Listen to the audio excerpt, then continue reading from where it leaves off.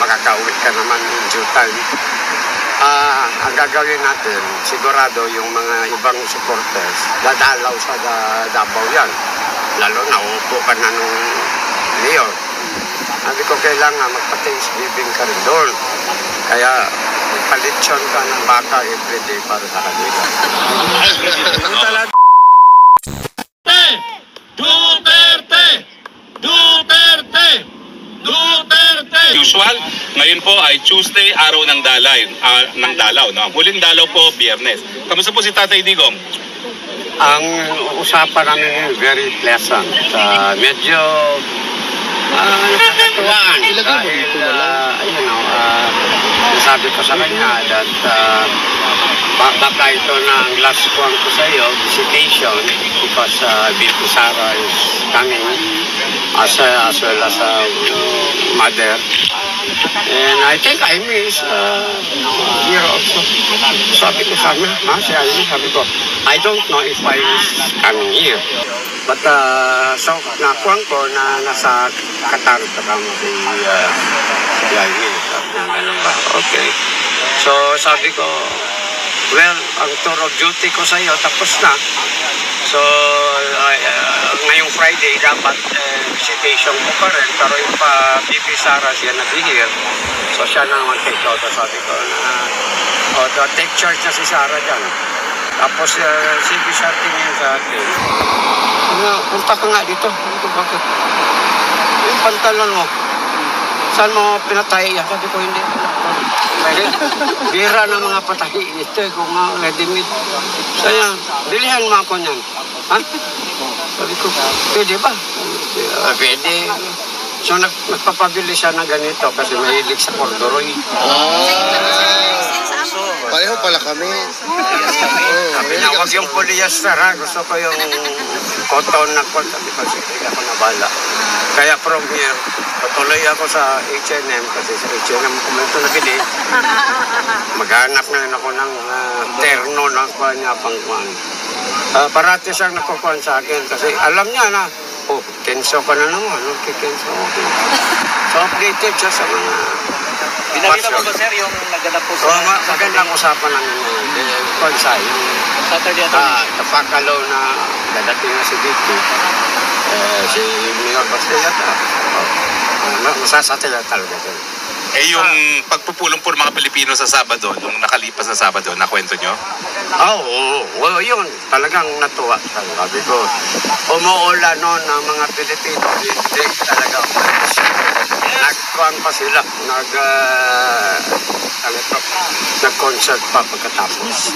Pati ako naging instant celebrity na rin doon dahil daming nagpa-picture sa so, tuwang-tuwa siya.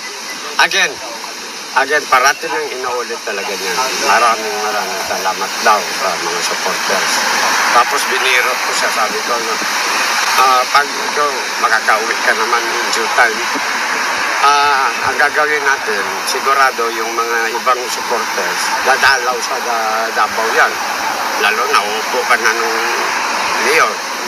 Sabi ko, kailangan magpa-Thanksgiving ka rin doon. Kaya palitsyon ka ng baka everyday para sa kanila. Meron ba kayo na pag-usapang balita sa Pilipinas po? Ano na? Meron kayo na pag-usapang balita sa Pilipinas? Wala man actually. Ang mga update ko lang sa kanya, yung ano na nangyayari ngayon. Other than that, wala.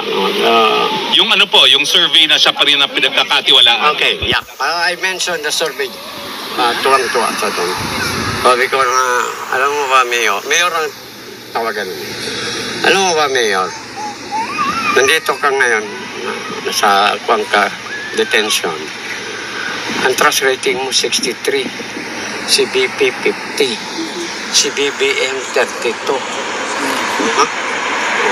Wala ka pang ginagawa niya. Nasa kulungan ka pa. Tuwang-tuwa.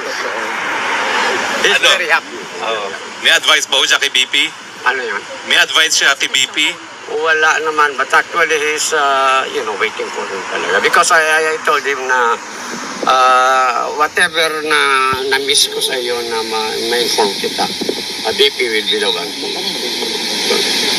So we'll wait for BP and si BP na ang update din sa inyo kung anong magiging usapan. Nalaman ba niya, sir, na namatay si... I also mentioned Freddy Aguilar. Sad. Una pa. Tinanong niya, anong sakit? Sabi ko, hindi ko alam. Hindi naman na-disclose anong sakit. Pero now, yes. Yung mga... Hindi naman lahat ng highlights na nakuha ko sa kanya update. Pero most of the sa Freddy Aguilar, she's informed siya.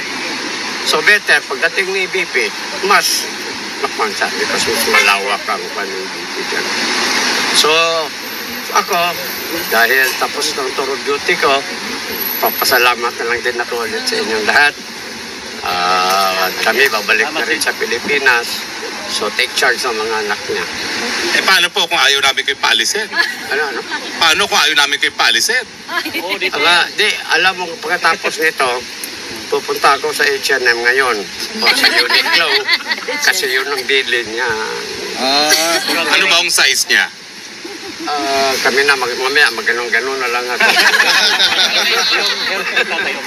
Banahin ko na lang kung anong size.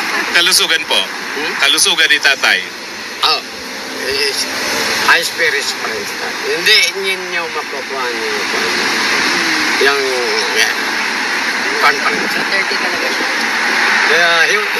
He's ready for this. Nangyari. So, he's in high spirits. Ang kailangan sa kanya dyan, medyo pagkuhan, pleasant. Sorry, tuwang-tuwa siya kung anong mga developments sa Philippines. Paano kayo naghiwalay? Dahil uuwi na kayo ng Pilipinas, naghakapan ba kayo? Nag-iyakan ba kayo? Niyakap ko siya. Sabi ko nga, okay, alam mo na, take over na si Vice. Sabi ko, you take care. Okay. Maraming salamat, Kuya Bong, at mamimiss ka namin. Huwag ka na umalis, dito ka na tumirali ka na. Samahan mo ako, mag-asylum ka na rin, Kuya Bong. Parang dalawa na tayo asylum seeker. Thank you. Thank you, sir. Mensahe po, mensahe niyo po dahil mensahe ninyo galing kay Tatay Digo at mensahe lang galing sa inyo dahil kayo pauwi na ng Pilipinas. Ako talaga, wala akong ibang makuha. Nagpapasalamat din talaga ako sa lahat ng supporters. Yung undying support ninyo na galing pa sa ibang lugar. Tumitiite sa ulan, lamig lahat. So, para sa akin, highly appreciated talaga ito. Sana sa sino man sa inyo makapunta ng Davao kung makabalik na si PRR dito. Yes. Kami naman ang babawi sa inyo doon na magpalitsyon tayo ng baka para sa inyo. Basta wag niyo ako lilitsunin, ha? Okay. Maraming salamat po, ha? At siyempre, bon voyage, Kuya Bong. And, Ma'am, Sir. napaiyak na si Ma'am. Kayo po, dahil kasama namin kayo dito sa napakatagal na panahon. Ano po ang inyong damdamin ngayon? Mensahe kay Tatay Digo. As I said, sana tatay, magpakatatag ka lang dyan, magpakalusog ka, kailangan, at maraming nag-aantay sa iyo ng mga Pilipino all over the world. Mahal na mahal ka namin. Minsay sa mga Pilipino. Yan po si Ma'am Edele, ang may bahay ni Kuya Bong at talaga naman pong loyal na sinasamahan si Kuya Bong sa pagbisita kay Tatay Digo. So anyway, may questions pa kayo? Sir, ano bang pinagkakaabalahan ni President Duterte doon sa loob? Yan. Wala, sige tulog, nood ng TV. Saka nagbabasa, may libro siyang binabasa. Narinig ko. Naglalakad-lakad naman siya, sir. Konti, pero sabi ko, magpa-araw ka lahat. Mapas ka. Tandaan na. Okay. Naririnig niya kami dito. Kaya nga sinabi ko nga sabi ko, hindi ka ba pwede mag-request sa gwardiya? Kahit tungtong pa lang yan. Akyat ba? Sa bayan. Hindi. Sigaw kami ng sigaw. Wala tayong magawa kaninang policy. Okay. Sino pa? Nana? Okay. Salamat, sir. Maraming salamat. We will miss you. Bon voyage po. Ha? Maraming We love you, salamat. Kuya Until we meet again.